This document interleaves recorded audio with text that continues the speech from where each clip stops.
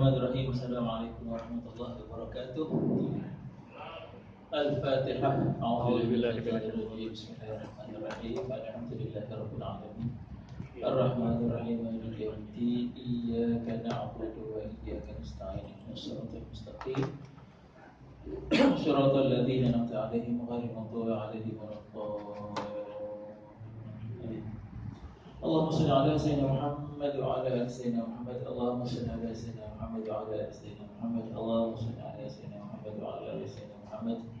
Allahumma shalli ala sayyidina Muhammad wa ala ali sayyidina Muhammad. Allahumma shalli ala sayyidina Muhammad wa ala ali sayyidina Muhammad. Allahumma shalli ala sayyidina Muhammad wa ala ali sayyidina Muhammad. Allahumma shalli ala sayyidina Muhammad wa ala ali sayyidina Muhammad. Allahumma shalli ala sayyidina Muhammad wa ala ali sayyidina Muhammad. Allahumma shalli ala sayyidina Muhammad wa ala ali sayyidina Muhammad. Allahumma shalli ala sayyidina Muhammad wa ala ali sayyidina Muhammad. Innal hamdalillah wassalatu wassalamu ala Rasulillah wa ala alihi wa ashabihi wa mawalah. Rabbi shrah li sadri wa yassir li amri wa hlul 'uqdatam min lisani yafqahu qawli. Subhanaka la 'ilma lana illa ma 'allamtana innaka antal 'alimul hakim. Wa tub 'alaina ya maulana innaka antat tawwabur rahim. Ya ayyuhalladzina amanu taqullaha wa kunu ma'as shadiqin. Amma ba'd. Yang berusaha lijatan puasa surau, tuan-tuan haji, tuan-tuan muslimin yang terhormat sekalian. Sihat semua ya? Alhamdulillah. Alhamdulillah, syukur. Mesti tinggi syukur pada Allah SWT dengan lafaz Alhamdulillah, segala puji bagi Allah. Mudah-mudahan akan bertambah lagi nikmat yang Allah kurniakan. Sesiapa yang bersyukur kepada aku akan tambahkan nikmat kepadanya. Sesiapa yang kufur, maka azab Allah itu sangatlah pedih. Jadi berdoakan dengan kesyukuran kita itu dengan lafaz Alhamdulillah dan segala macam bentuk pengabdian kita pada Allah melambangkan kesyukuran itu akan ditambahkan lagi lah nikmat-nikmat Allah sekian banyaknya kepada manusia insya-Allah. Tuan-tuan yang dirahmati Allah sekalian, kita kongsikan terus berkaitan dengan sirah, bagaimana sudah kita kongsikan sebelum ini kisah Abraha yang bagaimana dia bermulanya dia dapat kuasa di Yaman, kemudian dia nak mengambil hati Raja Najasyi di Habsyah. Dia bina satu bangunan yang seolah-olah nak menyaingi Kaabah supaya orang beralih daripada pergi ke Mekah untuk beribadah untuk beralih arah ke Yaman. Dan akhirnya bila niat dia itu tidak tertunai, terlaksana, orang tetap beribadah ke Mekah, maka dia ambil keputusan untuk serang. Dan akhirnya dia dibinasakan oleh Allah SWT bersama dengan tentera bergajahnya, dengan burung ababil yang membawa batu daripada neraka. Dan kita tengok pula bagaimana Parsi pula. Sebelum ni kita dah tengok dah bagaimana Yahudi, Nasrani, ajaran syirik mula masuk ke semenanjung tanah Arab. Dan kali ini pula kita tengok bagaimana pula kuasa Parsi. Sedangkan Parsi di utara, di utara selatan timur, di utara sebelah timur Parsi berpengkalan di, kalau hari ini kalau kawasan negara Iraq, Iran, Afghanistan, di Baghdad. Kalau di baratnya ke Rom, kuasa Rom. Kalau Raja Rom itu dipanggil Kaisar Rom. Kalau Parsi itu rajanya dipanggil Kisra, Kisra Parsi. Kalau di Habsyah itu yang kita kongsikan sebelum ini, Najasyi. Kalau di Yaman itu Tubba. Jadi tetap juga pengaruh Parsi ini masuk ke semenanjung tanah Arab melalui Yaman, di selatan juga ya. Besar betul sejarah masyarakat Arab di selatan semenanjung tanah Arab ini. Jadi bagaimana Parsi boleh bertapak di Yaman, di selatan semenanjung tanah Arab itu, selepas Abraha dan tenteranya dimusnahkan oleh Allah SWT dengan tenteranya yakni burung ababil yang membawa batu daripada neraka. Maka Yaman terus diperintah oleh anak pinak Abraha. Berterusanlah keluarga di dalam style pemerintahan dinasti ataupun monarki. Ahli keluarga dia je lah yang berterusan. Dari anak terus cucu dan terusnya lah. Sampailah kepada zaman pemerintah yang bernama Masruq bin Abraha. Masruq bin Abraha. Pada masa itu muncul salah seorang keturunan Tuba. Tuba ini gelaran raja kan. Dia kalau raja Yaman itu dipanggil Tuba. Muncul keturunan daripada Tuba raja Yaman ini. Ini sebelum Yaman dikuasai oleh orang-orang Habsyah, sebelum Habsyah datang Islam, yang diketuai oleh ketua daripada Abraha, yang akhirnya Abraha mengambil kekuasaan daripada ketua tersebut. Jadi keturunan raja Yaman yang asalnya sebelum kena rampas dengan tentera-tentera daripada Habsyah ini, iaitu nama dia Sa'if bin Abi Yazan. Sa'if bin Abi Yazan ini keturunan daripada Tuba, raja yang asal Yaman ni lah. Jadi dia ingin merampas kembali kerajaan Yaman daripada orang-orang Habsyah. Dia nak ambil balik lah. Sebab dia tahu Habsyah ini dulu, Yaman ini dulu yang menguasainya adalah Tuba, keturunan dia. Bila dirampas, jadi dia pun rasa dah ada kekuatan dan kekuasaan, sombongan dan sebagainya. Dia rasa nak ambil balik lah kan? Macam itulah Jadi dia minta tolong dengan kuasa besar. Jadi dia minta tolong dengan Kaisar Rom. Jauh tu ke atas tuan-tuan, jauh ke atas, ke utara je. Jadi dia minta tolong dengan kuasa besar Kaisar Rom. Secara logiknya pasti Kaisar Rom tidak akan tolong punya. Sebab apa? Keturunan Abraha ini datang bila Habsyah. Habsyah itu dia beragama Nasrani, sama macam Kaisar Rom. Jadi mana mungkin dia nak sokong orang yang nak merosakkan yang seagama, seakidah macam dia kan. Jadi Kaisar Rom tidak mahu beri pertolongan sebab orang Habsyah itu agamanya Kristian macam dia juga. Maka Sa'id lalu meminta pula pertolongan Raja Arab. Raja Arab ketika itu namanya adalah Raja Nu'man bin Munzir. Raja Nu'man bin Munzir. Isunya apa? Isunya Raja Arab ini, Nu'man ini, dia tak mampu nak tolong. Sebab apa? Dia beranggapan dia tak sanggup nak berhadapan dengan kuasa Rom yang lebih besar daripada kerajaan dia, pengaruhnya dan sebagainya. Dia tahu kerajaan Rom, kalau yang sokongannya dekat dengan Yaman tu kerajaan Habsyah, yang sama Nasrani dengan sama Kristian dengan kerajaan Rom, lagi kuat daripada kerajaan dia. Jadi mana mungkin dia nak menanggung risiko yang besar tu. Jadi tak dapat pertolongan daripada Raja Mekah ketika itu, Raja Arab. Akhirnya Sa'ib ini minta pertolongan Raja Parsi. Dia beralih ke kerajaan Parsi pula, kepada Kaisar dia. Jadi Kaisar Rom, Kisra Parsi ini setuju. Pastinya dia ada kuasaan yang besar lah menyaingi kerajaan Rom. Maka dia setuju. Maka dia menghantar Raja Parsi ini, dia hantar panduan-panduan dia daripada penjaga, dan dia berlatih satu panglima dia yang gagah untuk mengetuai barisan ketenteraan dia. Termasuklah dalam tentera kerajaan Parsi ini panduan-panduan yang dikeluarkan daripada penjaga. Maka ia ditambah pula dengan Sa'if ini tadi yang keturunan Tuba daripada Yaman ini, nama Sa'if. Ditambah pula tentera daripada Parsi tadi, ditambah dengan tentera daripada Sa'if, daripada keturunan Raja Yaman ini. Maka jadi kuat dia. Dan akhirnya mereka sampai tahap berjaya mengalahkan tentera asalnya daripada Habsyah ini, yang diketuai oleh Masruq bin Abraha ini. Mana Masruq ini juga akhirnya mati dibunuh oleh panglima Parsi tadi. Jadi berjayalah Sa'if ini mengembali semula Yaman.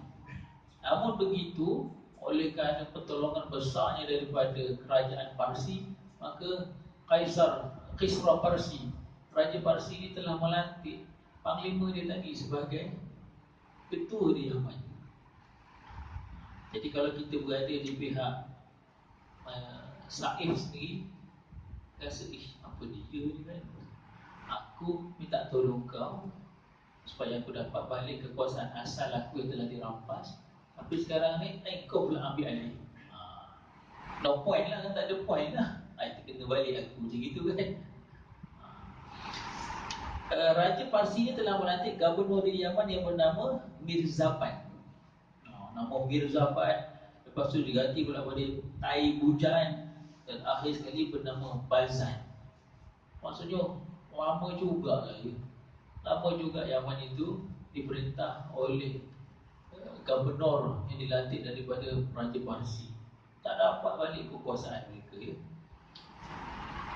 Semasa Muhammad bin Abdullah, maksudnya Nabi SAW, ditabalkan menjadi Rasul, maksudnya pada tahun 611. Nabi lahir 571 Masihi. 40 tahun Nabi dilantik menjadi Rasul, lebih kurang tahun 610 atau 611 Masihi Nabi dilantik menjadi Rasul. Maka ketika itu fokusnya 10 tahun selepas itulah, 13 tahun 13 tahun selepas Nabi dilantik menjadi Rasul, bila sudah nak berhijrah ke Madinah, 611 Nabi dilantik menjadi Rasul. 13 tahun kemudian 623 ataupun 624 Nabi berhijrah ke Madinah. 10 tahun kemudian barulah Nabi, 10 tahun di Madinah barulah Nabi kembali ke rahmatullah. Jadi bila sudah berhijrah ke Madinah, sudah ada kerajaan Islam yang pertama di muka bumi selepas berlakunya penghijrahan Nabi daripada Mekah ke Madinah. Kan Nabi hantar kerajaan-kerajaan besar ini, Nabi hantar surat menyeru kepada Islam. Tidak ketinggalan semua ni. Kerajaan Rom, ya, Kaisar Rom Nabi hantar, Kaisar Parsi Nabi hantar, kerajaan Najasyi tadi dia hantar, Tumbak dia hantar, kerajaan Mesir dia hantar. Nabi ada, sebab itu Nabi buat cincin. Sebab apa, kerajaan besar ni kalau datang surat je, tak ada apa pencop. Macam kita lah kan, hantarkan ada letterhead kan, ada letterhead, masa bawah ada cop kan, bulat tu, kita punya jabatan. Kalau tak ada yang itu, dianggap surat tu tidak sah. Yang itulah Nabi buat khatam, apa dia, cincin, dan juga berfungsi sebagai cop mohon menandakan rasmi daripada kerajaan Islam di Madinah. Cincin Nabi itu kan Muhammadur Rasulullah kan, dia punya tulisannya Muhammadur Rasulullah. Tapi bukan Muhammad Rasulullah, tapi Muhammad daripada bawah, Muhammad Rasulullah, jadi Allah di atas. Masya Allah kan. Jadi Nabi hantar, dan ketika itu di Yaman itu ketuanya adalah Bazan yang tadi itu kan, sudah sampai kepada pemerintah yang bernama Bazan. Jadi Bazan ini bila datang surat apa semua kan, ajakan kepada Islam, maka dia menerima ajakan tersebut daripada Nabi SAW. Maka bila rajanya, ketuanya sudah Islam, berjaya Islam, maka orang lain pun, penduduk-penduduk di Yaman pun beralih kepada menganut agama Islam. Yang mana bila berlaku sedemikian rupa, maka Nabi meneruskan untuk Bazan itu menjadi gubernur di Yaman sampailah kematian terus. Dan itulah sikap Islam. Bila membuka suatu kawasan, mengislamkan suatu kawasan, kalau pemimpin di situ pun menerima Islam dengan hati terbuka, maka diteruskan pemimpin yang ada di situ. Nabi tidak akan melantik gubernur daripada sahabat-sahabat ke siapa-siapa daripada Mekah Madinah untuk menjadi gubernur di situ. Dah ada dah ketuanya di situ, diteruskan saja. Baik, tuan-tuan dan Allah sekalian, tajuk yang berikutnya, bagaimana Mekah kembali diperintah oleh keturunan Ismail alaihissalam. Ini panjang ceritanya tuan-tuan. Baik, sekarang kita menyentuh sejarah Qusay bin Kilab. Qusay bin Kilab ini adalah susu galon Nabi juga ya. Qusay bin Kilab ya. Muhammad bin Abdullah, Abdullah bin Abdul Muttalib, Abdul Muttalib bin Hashim, Hashim bin Abdul Manaf bin Qusay. Maksudnya ke berapa tu? Abdullah, Abdul Muttalib, Hashim, Abdul Manaf, Qusay. Kelima lah. Generasi kelima selepas Nabi SAW. Qusay bin Kilab Jadi sebelum itu, seperti mana yang kita dah kongsikan sebelum ini, yang menguasai Mekah itu selepas adanya air yang dijumpai oleh Hajar Ketika itu bersama dengan anaknya Ismail alaihissalam, yang duduk bersama mereka membesarnya Ibrahim itu dengan keturunan Bani Jurhum. Bani Jurhum. Bani Jurhum ni juga keturunan Arab yang datang dari selatan. Dia mengatakan bila terpecahnya empangan Ma'arif itu, bergeraklah orang di Yaman ini, tersebar mereka kan. Ada yang ke Madinah, ada yang ke sampai ke kawasan Parsi, itu semua ada. Dan Bani Jurhum ini bila sampai ke Mekah, dia tengok ada macam ada air, maka mereka duduklah sana. Maka besarlah Nabi Ismail itu dengan Bani Jurhum yang memang baik. Dan akhirnya Nabi Ismail juga berkahwin dengan perempuan Arab keturunan Bani Jurhum ini. Oleh itu Mekah terus diperintah oleh zuriat baginda, yakni zuriat Nabi Ibrahim, Nabi Ismail ini, hinggalah datang suku Khuza'ah. Khuza'ah ini apa dibuat? Dirampas Mekah daripada keturunan Nabi Ismail dan kabilah Jurhum. Dirampas contohnya. Macam kisah yang tadilah, yang di Yaman tadi. Bagaimana Abrahah itu dia merampas daripada keturunan Tuba, Raja Yaman itu kan. Kabilah Jurhum ini maka dihalau keluar daripada Mekah. Pada masa itu suku Khuza'ah yang merampas ini diketuai oleh Amru bin Luhai. Amru bin Luhai kita dah jumpa dah nama dia sebelum ini. Dialah orang yang pertama membawa ajaran syirik ke Mekah. Dia yang mula-mula bawa berhala masuk ke Mekah. Itu yang sikit-sikit penuh dalam Kaabah dan sekelilingnya dengan 300, ada juga kata 360 jenis berhala dengan nama-nama dia sendiri kan. Itu dah ketua dia, Amru bin Luhai. Namun begitu ada juga keturunan Nabi Ismail yang tinggal di Mekah.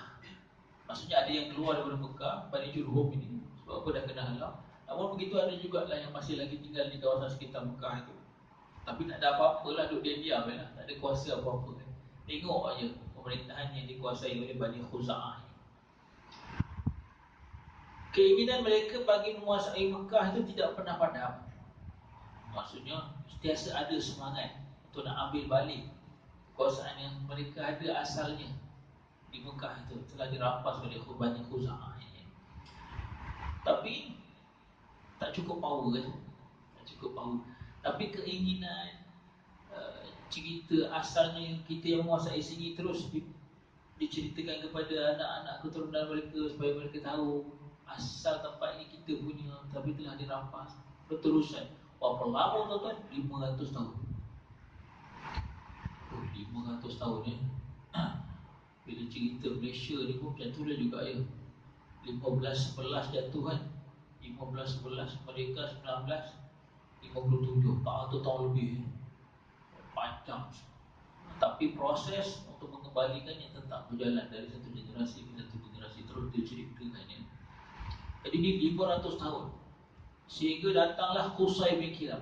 Inilah tu generasi kelima lepas Nabi SAW. Qusay bin Kilab ya.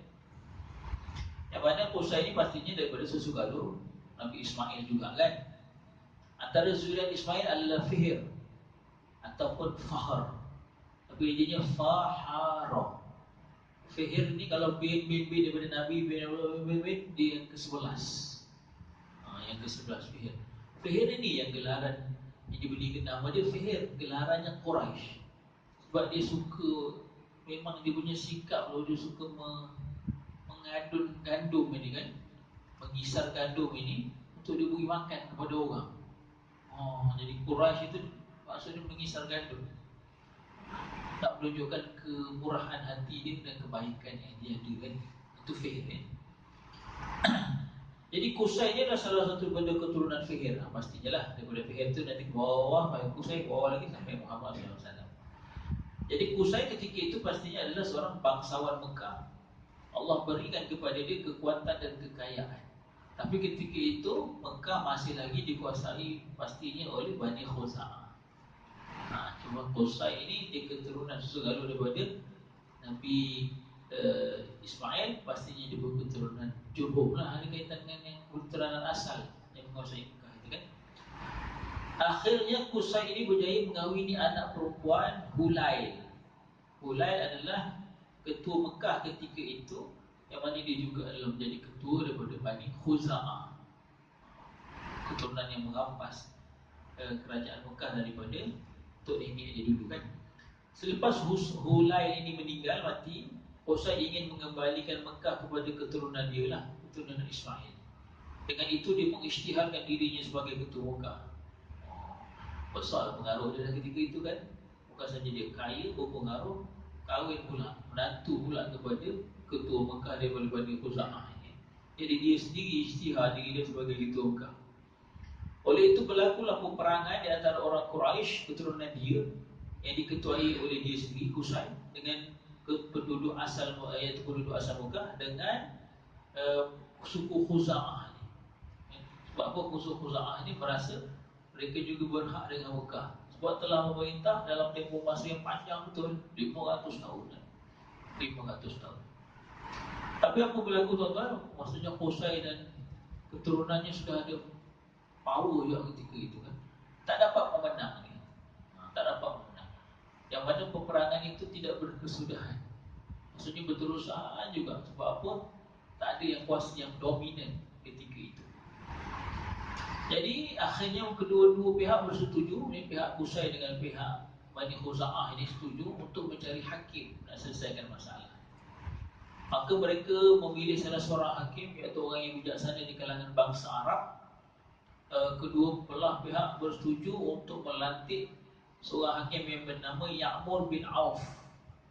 Ya'mur bin Auf nama hakim. Mereka masing-masing bersumpah dan akan memanggil saksi, dan yang pasti mereka seia sekata apa saja keputusan hakim tu mereka akan patuh 100%. Tak ada bangkangan lagi lah.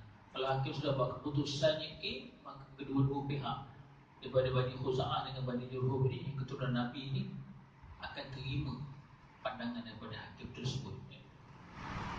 Jadi hakim dia tadi yang nama Ya'mur ini dipanggil kedua-dua belah pihak, dipanggil saksi-saksi semua, bentangkan hujah masing-masing. Bagi Qusay, Mekah adalah kepunyaan datuk nenek dia Ismail, sebab dia lah orang yang pertama mendiami Mekah dengan mak dan hajah, dan dia lah orang yang pertama yang menjumpai, kerana sebab dia menjumpai Telaga Zamzam. Bila Bani Khuza'ah bawa hujah, apa hujah dia nak bawa? Tak ada hujah. Yang pasti dia telah merampas kekuasaan daripada Bani Jurhum. Jadi Bani Khuza'ah tidak ada hujah yang konkret. Maka oleh itu Ya'mur, hakim tadi, telah buat keputusan segala-galanya urusan pentadbiran di Mekah diserahkan kepada Bani Jurhum, dan ketika itu dikuasai oleh moyang lah ya, pada Nabi, iaitu Qusay bin Kilab. Jadi segala urusan dia ada istilah-istilahnya tuan-tuan ya. Siqayah ni urusan jaga air. Maksudnya kalau haji datang apa semua, yang nak settle dan bagi minum apa semua, mana keturunannya, itu dipanggil siqayah, jaga air. Rifadah ni jaga makan. Allahu Akbar. Kalau ijabah ini jaga Kaabah, kuncinya, kelambunya apa semua kan, jaga. Dan macam-macam lagi pengalaman menunaikan haji memang betul begitu ya. Ada keturunan yang jaga, bab kenderaan ada keturunan dia jaga, bab makanan ada keturunan dia jaga. Cuma spesifiknya kena tanya betul dengan dia orang kat sana kan, macam mana perjalanannya. Tapi asasnya begitulah. Semua benda ada keturunan yang menjaganya, dan itu sebenarnya satu kemuliaan kepada mereka. Keturunan kami jaga ni, keturunan kami jaga ni. Keturunan kau tak jaga apa-apa kan? Ada dia diam lah. Jadi semuanya itu urusan menjaga, mengawal selia takbiran di Mekah, semua diserahkan balik kepada Qusay bin Kilab. Maka Qusay memerintah Mekah dengan adil dan bijaksana. Jadi kehidupan orang Mekah semakin makmur. Orang mereka sangat sayang kepada Qusay ini. Jadi Qusay telah membina satu tempat bernama Darun Nadwah. Darun Nadwah adalah pusat pemerintahan Mekah, tempat berbincang, tempat melaksanakan akad nikah dan sebagainya. Jadi daripada keturunan Qusay inilah lahirnya Muhammad SAW.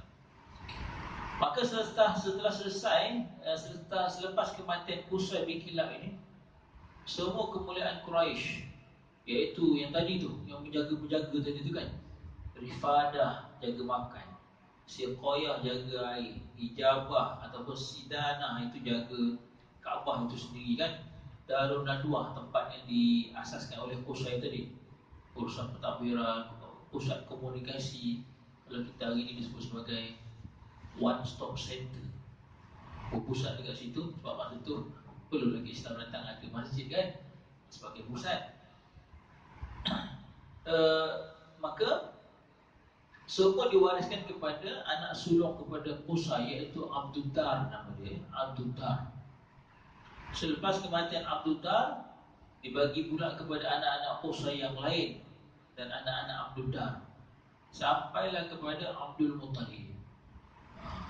Pergi pula pada nama yang berikutnya, Abdul Muttalib, iaitu datuk Nabi SAW. Tapi menarik kisah Abdul Muttalib ini, sebab nama dia bukan Abdul Muttalib sebenarnya. Nama dia Syaibah, nama sebenar dia. Datuk Nabi Muhammad, iaitu Abdul Muttalib ini, dia mewarisi Siqayah. Siqayah ni jaga air untuk jemaah haji, jaga air. Tapi apa yang berlaku ketika Abdul Muttalib diberikan tanggungjawab untuk Siqayah menjaga air ini, Telaga Zamzam sudah pun tertimbus sejak 500 tahun dulu. Kerana kejahatan Bani Khuza'ah ini merampas kekuasaan yang ada di Bani Jurhum yang baik ini, Allah murka, Allah tutup Telaga Zamzam tu, tak jumpa punca. Jadi maksudnya betapa besarnya jasa Abdul Muttalib dan keturunan dia yang menjaga Siqayah. Sebab dia mereka terpaksa keluar daripada Mekah mencari air untuk bawa ke Mekah dan bagi orang datang menunaikan haji, umrah ni, berziarah Kaabah ni minum. Maksudnya sukar je kan. Kalau hari ni subhanallah, kalau sebelum itu, dalam tempoh sebelum 500 tahun tu dan selepas Telaga Zamzam dijumpa kembali hinggalah ke hari ini, Allah mudahnya ya, disalurkan Telaga Zamzam itu dekat betul dengan Kaabah, tempat telaga bawah tu kan.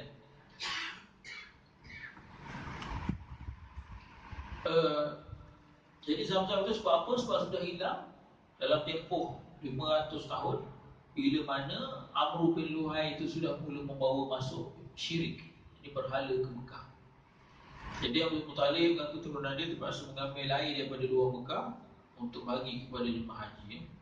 Jadi orang Quraisy mencampurkan susu dengan madu ke dalam air yang disediakan. Ini air yang bukan air Zamzam lah ni ya, bukan air Zamzam. Oleh kerana kemurahan hati mereka, dalam air yang disediakan kepada jemaah haji itu dicampurkan susu dan madu. Nak menunjukkan betapa pemurahnya mereka. Mereka sangat meraihkan kehadiran tetamu. Subhanallah ya. Begitulah pemurahnya Datuk Nenek Muhammad SAW secara khusus dan bangsa Arab secara umum.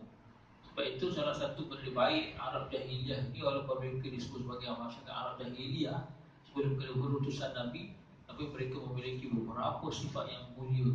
Dan salah satunya adalah sangat menghormati, memuliakan jiran, tetamu, jiran dan tetamu mereka.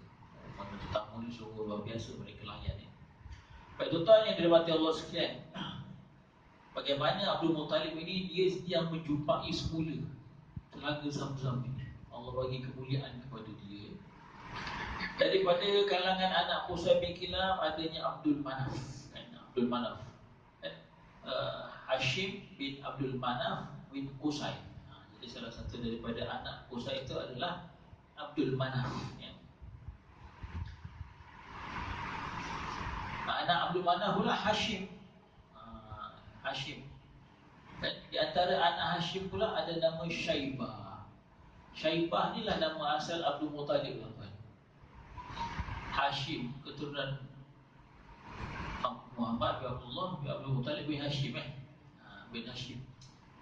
Hashim ni Mekah. Kan biasalah mereka akan bergerak ke utara, ke Syam untuk berdagang, akan ke bawah pula ke Yaman untuk berdagang.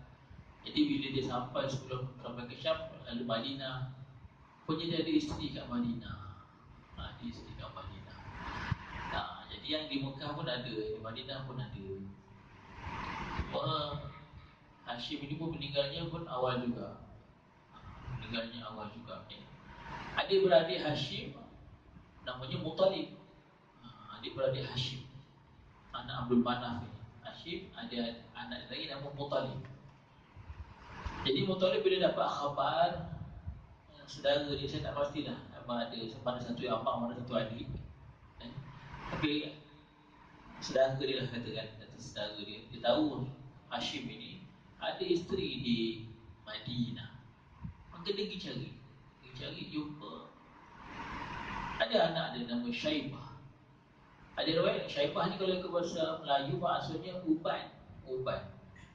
Ada riwayat kata Syaibah ini Abdul Muttalib ini bila dia lahir ada ubat. Itu dibagi nama Syaibah. Jadi bila dia pergi ke Madinah itu, Muttalib ini pergi ke Madinah selepas kematian Hashim, adik-beradik dia. Dia jumpa mak isteri kepada Hashim ni namanya Ummu Hashim.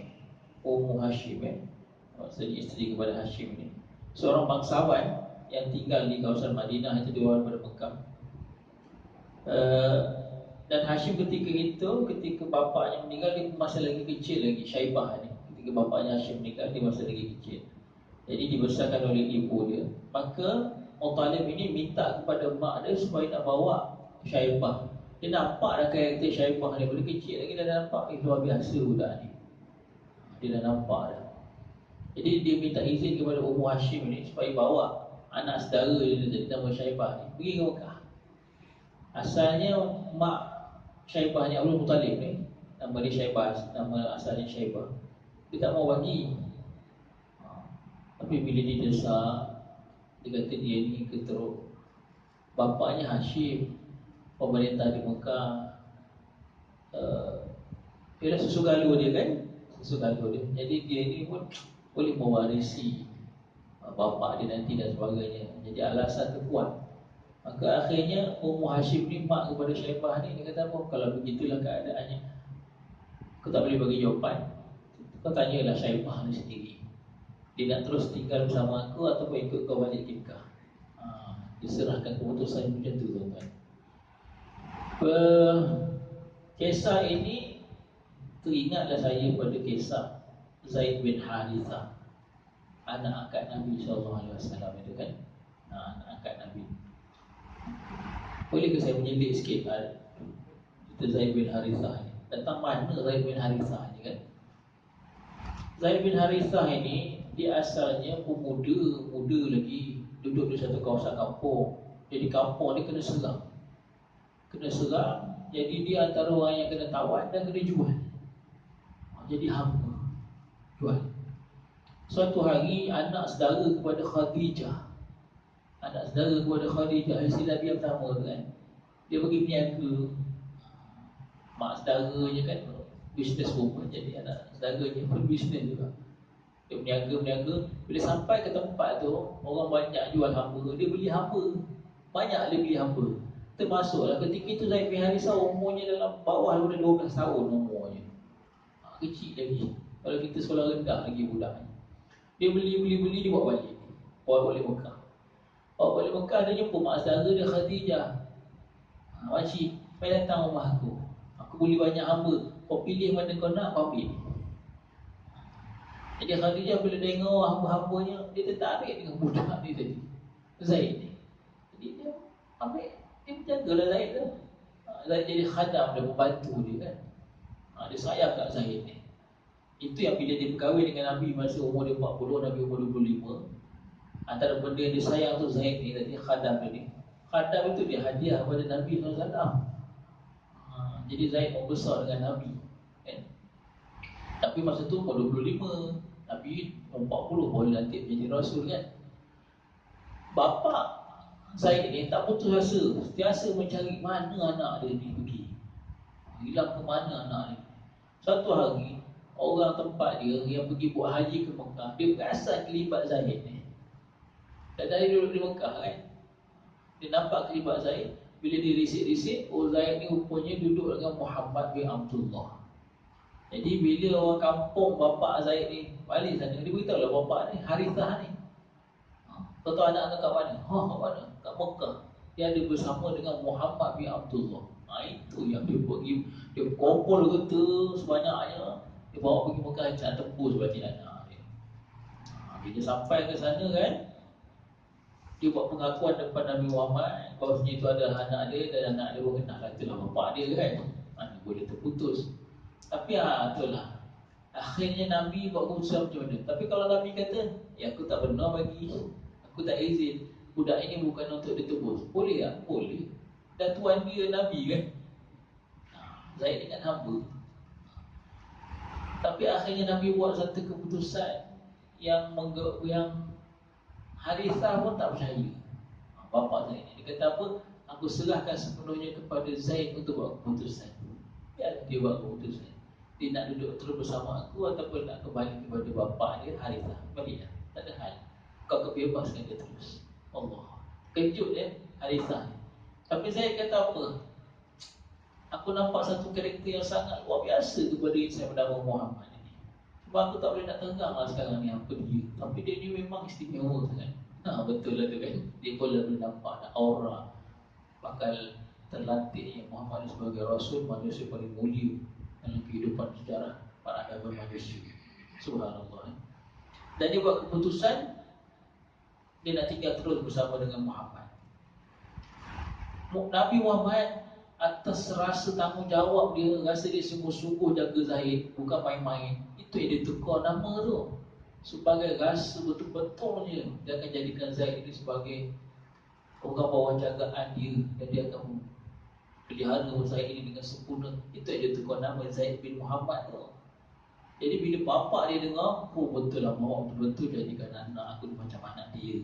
Itu dia, bukan Nabi suka-suka tukar nasab dia kan. Lepas tu datang perintah Allah SWT, ayat mengharamkan menasabkan anak angkat dengan nama bapa angkat. Itu ada pula cerita pasal hukum kan. Menarik kisahnya. Tapi bukan Nabi suka-suka tukar nama. Jadi balik pada kisah ni tadi, Ummu Hashim, mak kepada Syaibah ni, serahkan kepada Syaibah sendiri. Kau nak terus duduk dengan mak ataupun nak ikut pak saudara kau ni Muttalib balik ke Mekah. Jadi Syaibah ni ambil keputusan ikut pak saudara dia kan. Nak ikut Muttalib ini balik ke Mekah ya.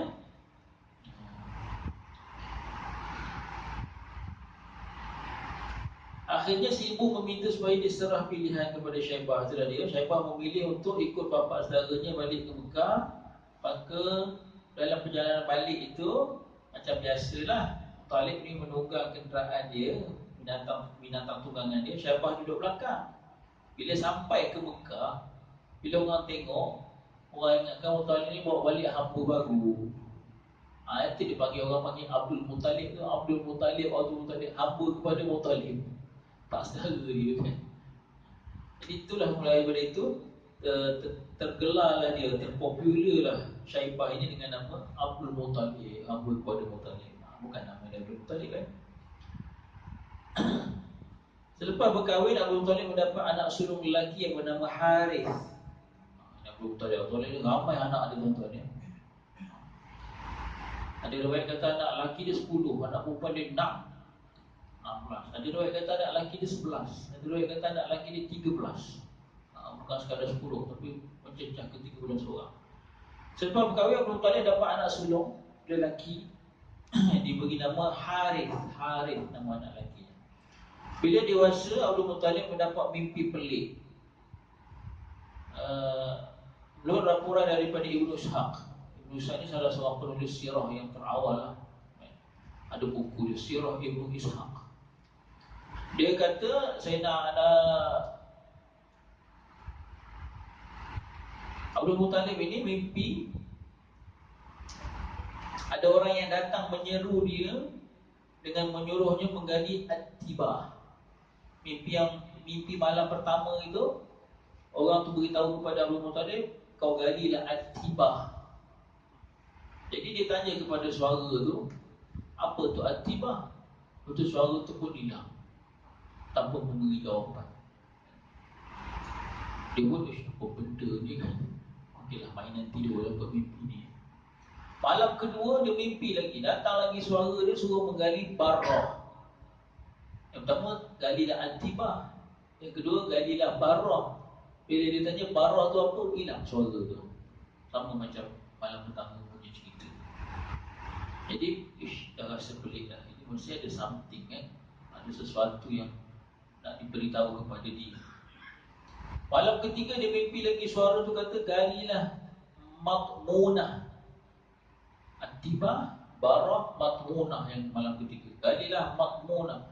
Dia pun tanya, apa dia Matmunah? Lepas tu suara tu pun hilang. Hilang juga.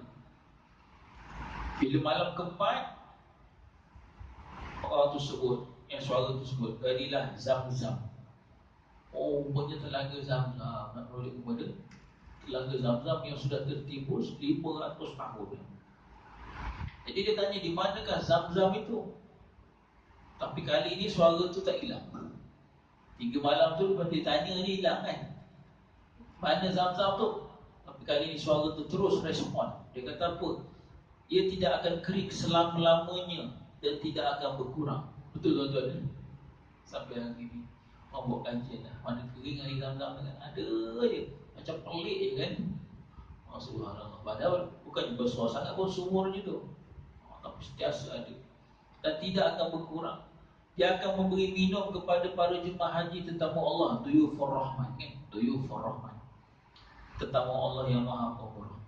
Dia akan berada di antara ini tip apa? Bukan tip, clue. Punya dalam mimpi tu memberi clue. Kat mana nak gali? Pelik juga kan, dalam tempoh 500 tahun tak ada usaha untuk mencari. Tapi dalam kawasan luas sekitar daripada Kaabah, mana orang nak gali Mana orang nak gali? Kan salah-salah gali kan, terkejut lulus, habis merosak Kaabah pula kan. Atau orang tak berani nak buat kan? Di kawasan mulia tu kan, siapa yang berani nak galinya? Ini dia punya clue lah ni kan. Di mana beradanya telaga Zamzam itu? Di antara perut dan darah. Apa pula tu ya? Macam bermain teka-teki pula. Di antara perut dan darah, satu. Yang kedua, di sisi patukan gagak hitam yang ada bulu putih. Nanti akan ada gagak yang ada sikit bulu putih, gagak hitam yang ada bulu putih dia, yang akan mematuk kat situ. Dan yang ketiga, di rumah kampung semut, kawasan kampung semut, maksudnya banyak semut situ. Jadi yakinlah hati Abdul Muttalib tentang mimpi dia itu. Maka dia pun perintahkanlah, maka dia diperintahkan untuk menggali Zamzam. Zamzam memang tidak asing lagi pada masyarakat Mekah. Apatah lagi Abdul Muttalib pada ketika itu adalah menjadi ketua Mekah, ketua di Mekah ya. Subhanallah, menarik tuan-tuan ya. Abdul Muttalib menjadi ketua di Mekah, menguasai Mekah, berhubungan dengan kerajaan-kerajaan besar di sekitarnya, buat perjanjian MOU dengan kerajaan-kerajaan besar di sekitarnya kan, sebab dia pemerintah. Maka sebab itu dapat kita lihat nanti bila Nabi meninggal maknya ketika berusia 6 tahun, meninggal Aminah, Nabi bersama duduk dibesarkan bersama tok dia Abdul Muttalib 6 hingga 8 tahun, 2 tahun saja kan. Macam yang kita kongsikan dalam bulan saya datang sini tu kan, bagaimana Nabi umur 2 tahun cerdiknya dah macam 8 tahun kan. 2 tahun umurnya dah cerdik macam budak umur 6 tahun. Kalau umur 6 tahun cerdiknya macam budak remaja, budak orang dewasa. Dan ketika itu dia membesar dengan Abu Muttalib, dia dapat melihat bagaimana urusan pentadbiran, perjanjian dan sebagainya kan. Nabi dengan tok dia dengan pembesar-pembesar daripada mana-mana kerajaan. Itu yang dia belajar tentang ilmu pengurusan. Azan, silakan. Tak perlu, saya terus je. Okey, baik. Menggali Zamzam ya. Jadi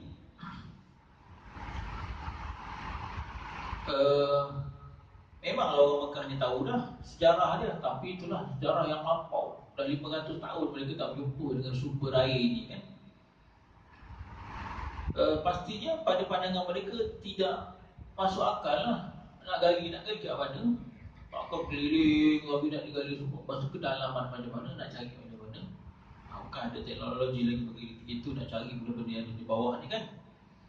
Jadi apa, tapi oleh kerana yakin dengan mimpi yang dialami, maka esoknya Abdul Muttalib mengajak anak dia yang sulung tadi tu, yang bernama Harith tu, pergi menggali Zamzam dan mempertahankannya apabila ada orang Quraisy untuk menghalang. Jadi nanti Harith, kalau ada pembesar-pembesar Quraisy datang yang lain nak halang, Harith ni kena ke hadapan, kau urus dengan pembesar-pembesar Quraisy, aku akan terus gali kan. Tapi apa yang berlaku mula-mulanya, tak ada tanda kan. Tanda mula-mula di antara perut dan darah, kat mana nak cari? Di dalam keadaan tertanya-tanya apa kata tanda yang pertama itu, tiba-tiba datang satu rombongan Arab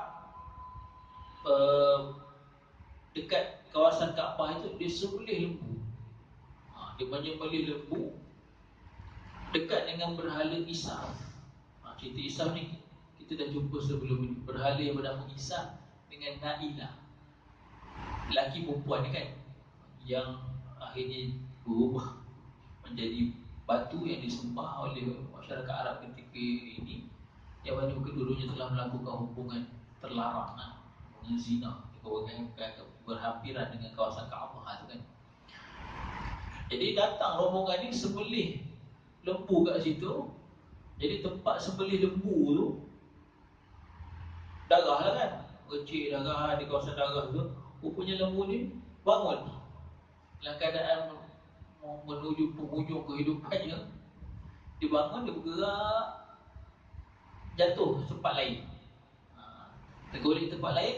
Dia ke tempat tu lah diproses, dilampah apa semua sekali. Jadi dia dah nampak dah satu ruang.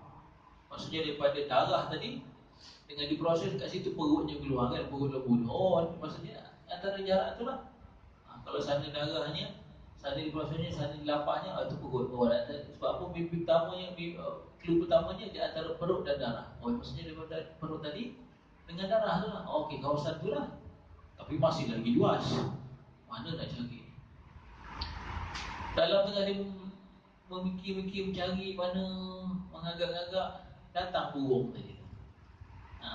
Burung gagak yang hitam, yang ada bulu putih pada bulunya tu kan.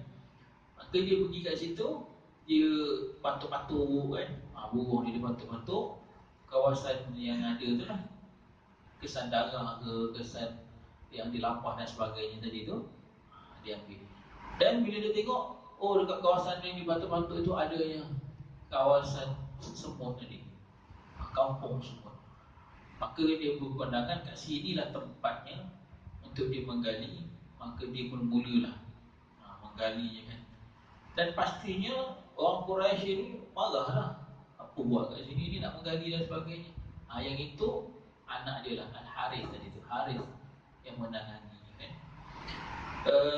Di sisi Abdul Muttalib, dia tidak menghiraukanlah kekicauan yang berlaku di antara anak Al-Harith dengan orang-orang Quraisy yang lain. Maka dia terus menggali dengan 3 clue yang dia dapat tadi tu. Maka akhirnya dia menjerit, Maha besar Tuhan, Maha besar Tuhan. Dengan itu tahulah Quraisy bahawa Abu Muttalib ini sudah menjumpai apa yang dia cari. Tuhan yang mati Allah sekalian. Jadi mereka tanyalah, jadi pembesar-pembesar Quraisy yang lain ni tanya kepada Abu Muttalib, apa yang kamu gali wahai Abu Muttalib? Barulah dia jawab, aku gali Zamzam. Barulah dia beritahu, aku menggali Zamzam. Dan akhirnya dia berjumpa. Bila dah jumpa tuan-tuan, subhanallah, dah memang Abu Muttalib ni, dia tadi bersiqayah. Dia yang menjaga air. Kemudian terpaksa bawa air daripada luar masuk. Tapi yang ini, ya Allah, air itu betul-betul ada berhampiran sangat dengan Kaabah, memberi manfaat minum kepada orang yang datang. Dan sampai hari ni kan diuruskan kan. Dulu kalau tok nenek kita pergi haji, waktu boleh turun ke bawah tu kan, ada ruang yang boleh turun bawah, boleh siap mandi pada kat telaga Zamzam. Sekarang ni tertutup habis dah semua. Jadi dataran Kaabah tempat orang bertawaf. Cuma orang beritahu lah, bawah ni lah Katanya ada lain sikit tilenya dekat situ, kat kawasan bawah ni lah, ada telaga Zam-Zam. Subhanallah. Siapa-siapa yang pernah sampai ke sana, kadang-kadang kita tengok ada petugas-petugas kat sana kan, bajunya macam-macam kali kan. Ada yang baju biru tua, satu suit. Ada yang baju hijau, hijau. Ada yang baju kuning muda ke coklat muda kan? Coklat kan? Coklat muda. Ada yang ada lagi ke? Yang tukang cuci-cuci tu hijau ya? Ada umumnya memang ada tugas masing-masing semua tu. Kalau yang coklat muda tu, itulah yang menjaga Zam-Zam tu. Dia letakkan di tong-tong kan. Ada yang sejuk, ada yang tak sejuk kan.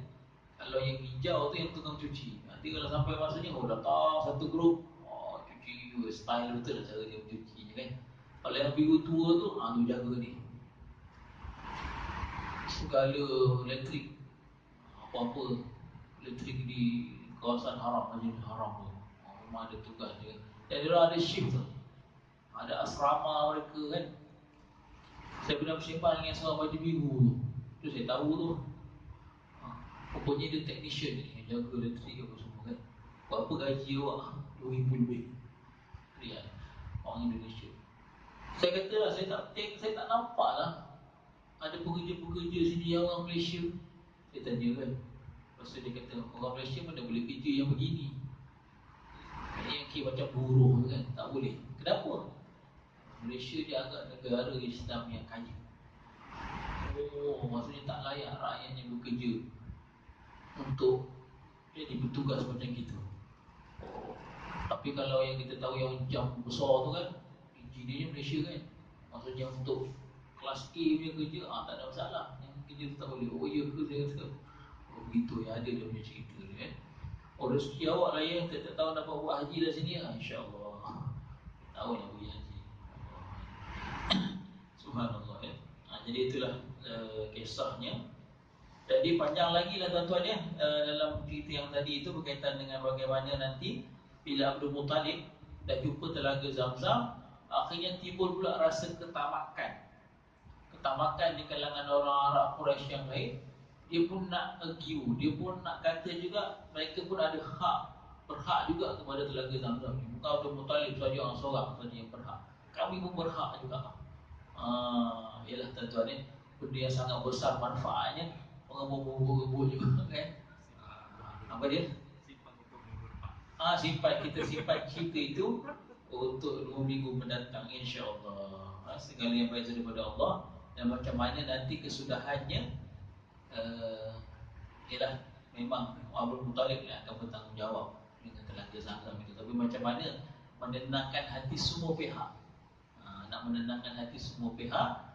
Macam kisah yang tadi juga, bagaimana Qusay berjaya menyelesaikan masalah dia dengan Bani Khuza'ah untuk dia menguasai semula Mekah. Nanti kita tengoklah macam mana kebijaksanaan Abdul Muttalib ini supaya orang akhirnya terima dengan hati terbuka. Pastinya tanggungjawab Zam-Zam dan menguruskan air untuk jemaah haji itu memang menjadi tanggungjawab Abdul Muttalib dan keturunan dia. Sekali lagi betul daripada Allah SWT, segala kekurangan daripada saya sendiri. Astagfirullahaladzim, innallaha ghafurur rahim. Terima kasih dengan keberadaan tuan-tuan yang berterima sekalian. Jadi nanti habis cerita itu, kita pergi pula bagaimana kisah Abdul Muttalib ini nak melaksanakan nazar dia, nak sembelih salah seorang daripada anak dia. Bila dia bernazar, kalau aku dapat 10 orang anak lelaki, aku akan korbankan seorang. Dan nanti lepas itu barulah sampai kepada cerita kelahiran Muhammad bin Abdullah, insya-Allah. Bismillahirrahmanirrahim. Alhamdulillahirabbil alamin, wassalatu wassalamu ala asyrafil anbiya'i wal mursalin wa ala alihi wa ashabihi ajma'in. Allahumma 'allimna ma yanfa'una wanfa'na bima 'allamtana wa zidna 'ilma warzuqna fahma. Wassallallahu ala sayyidina Muhammad wa ala alihi wa ashabihi ajma'in. Subhana rabbika rabbil 'izzati 'amma yasifun wa salamun alal mursalin walhamdulillahi rabbil alamin wa billahi taufiq. Assalamualaikum.